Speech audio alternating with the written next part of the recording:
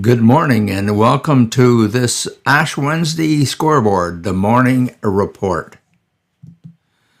You know, there are three primary pillars to Lenten observation, but I do not intend to give up the morning report.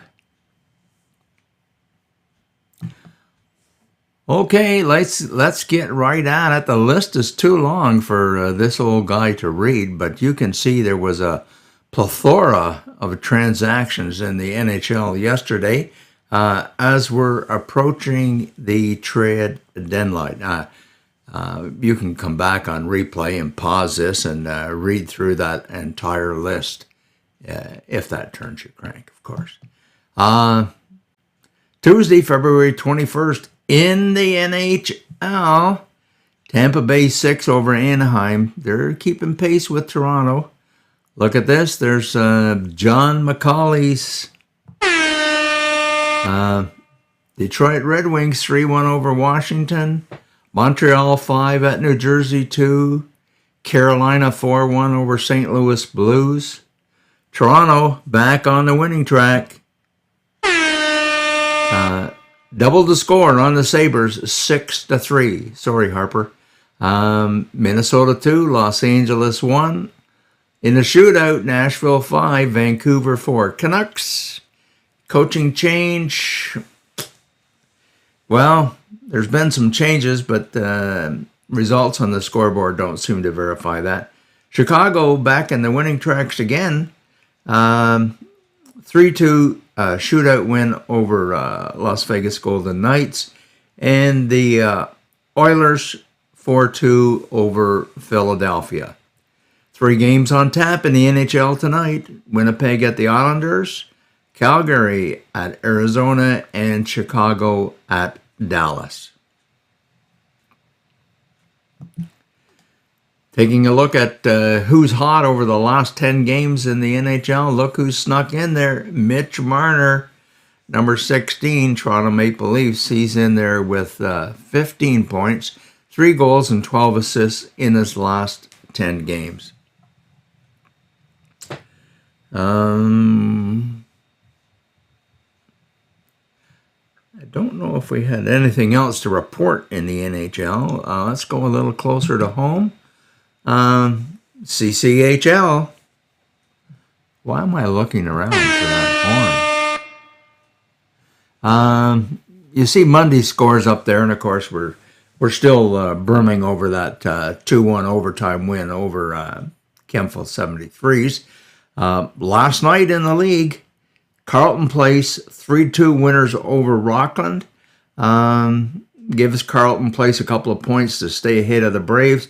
But it holds Rockland back a little bit because, you know, Rockland's got quite a few games in hand.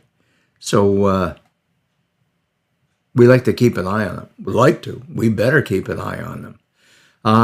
Tonight, Braves are on the road again up to Renfrew to finish that Zamboni game.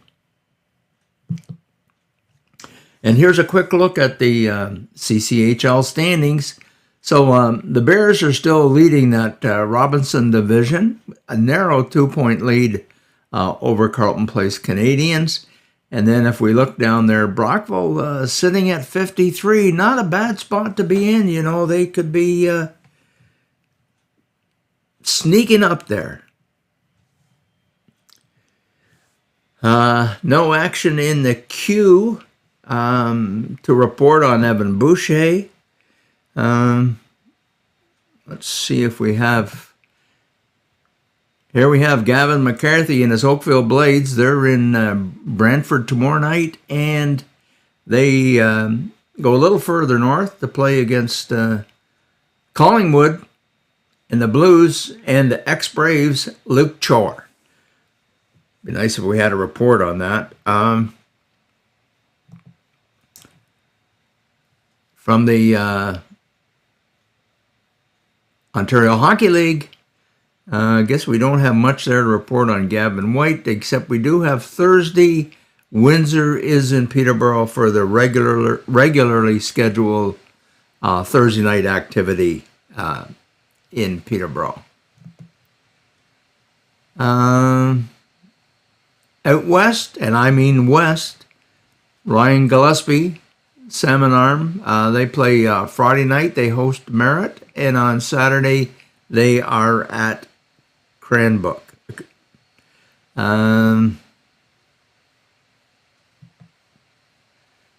Here we have a little report update on.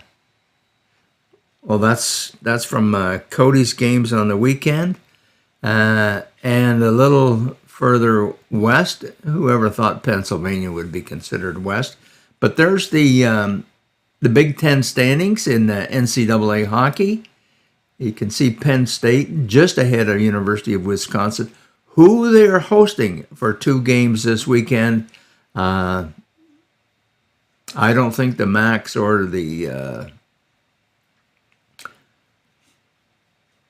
Grandma and Grandpa are going to be going down this weekend. Yeah, Wisconsin, not exactly a formidable foe.